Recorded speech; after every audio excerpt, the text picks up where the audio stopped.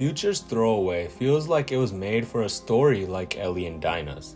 The first half is soft and emotional, filled with regret, while the second half flips, cold, distant, like someone trying to pretend they don't care anymore. That switch matches exactly how things fall apart in The Last of Us Part 2. At the start there's love, there's a chance for peace, but over time the emotions twist. Future talks about being let down, feeling like a throwaway. And it hits harder when you think about how Ellie and Dina changed throughout the game. The song isn't just about losing someone, it's about pushing them away because you're too deep in your own mess to hold on. That's Ellie at the farmhouse. She has Dina, JJ, a quiet life, everything she said she wanted, but none of it touches her.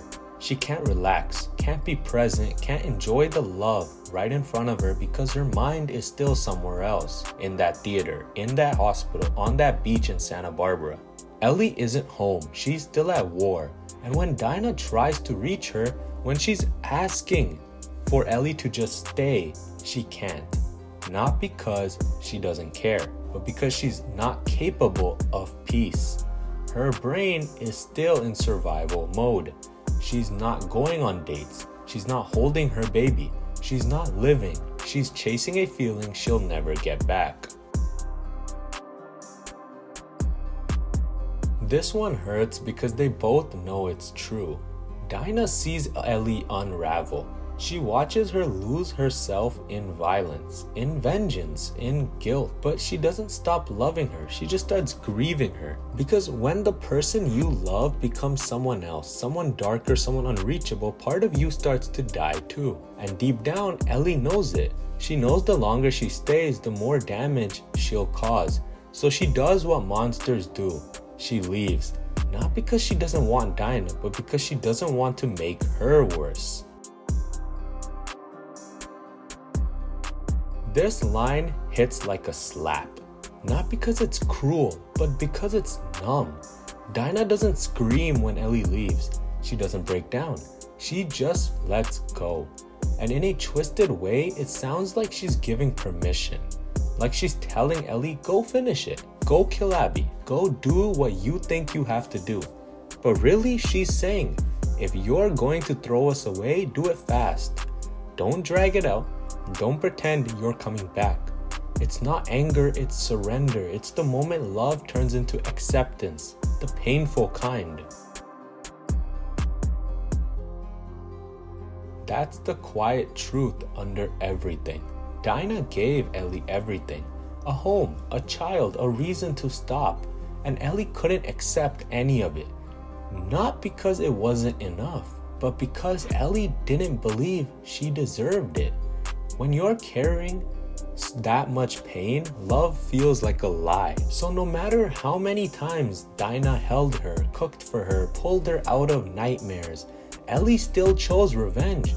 And from Dina's side, that choice felt simple. If love mattered, Ellie would have stayed. She didn't. So maybe it never did. This is what echoes after the dust settles. Ellie returns to the house, and it's empty. Dina's gone, JJ's gone, all that's left is the silence. And questions. Did you get what you wanted? Did it fix you? Did killing all those people give you peace? The answer's written on Ellie's face. No, she didn't feel better, she felt emptier. Because the only thing worse than losing someone you love is realizing you gave them a reason to leave. She can't even play Joel's song anymore. Revenge didn't heal her, it just erased the last parts of her that still felt somewhat human. These lines are like a voice from the past. Ellie might have never said them out loud, but she felt them. Every time she looked at Dina, every time she held JJ, every time she almost stayed, she wanted that life. She wanted it to be real, but she ended up choosing something else. Not because it was better, but because it was louder.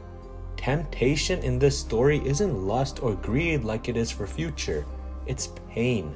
It's that dark instinct that tells you to keep hurting. because healing feels wrong. Ellie didn't want to lose Dina. She never did, just like Future never wanted to lose Sierra. She just didn't know how to hold on. In the end, nobody really threw anyone away, not on purpose. Ellie loved her, Dina loved her back, but love isn't always enough. Not when the wounds run this deep, not when forgiveness feels impossible. Dina didn't walk away because she stopped loving Ellie. Hell, she still loves Ellie. She walked away because Ellie couldn't stop destroying herself.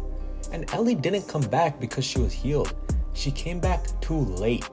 She came back with the hopes that, hey, maybe I know that I'm wrong. I can convince Dina that I know you were right and that she could forgive me.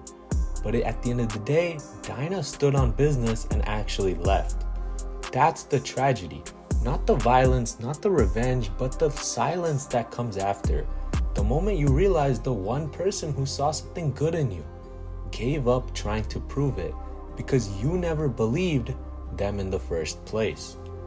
That's what makes Throwaway such a devastating mirror to The Last of Us Part 2.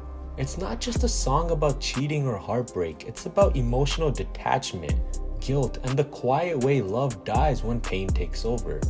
Future's voice sounds hollow, like someone begging to be saved while already accepting the loss. That's Ellie. That's Dina. Two people trying to hold onto something real while drowning in everything that came before. The lyrics don't just match the story, they explain it. They capture the cycle Ellie can't escape and the love she loses because of it. In a game about survival, Throwaway reminds us what gets left behind, and sometimes it's the only thing that ever really mattered.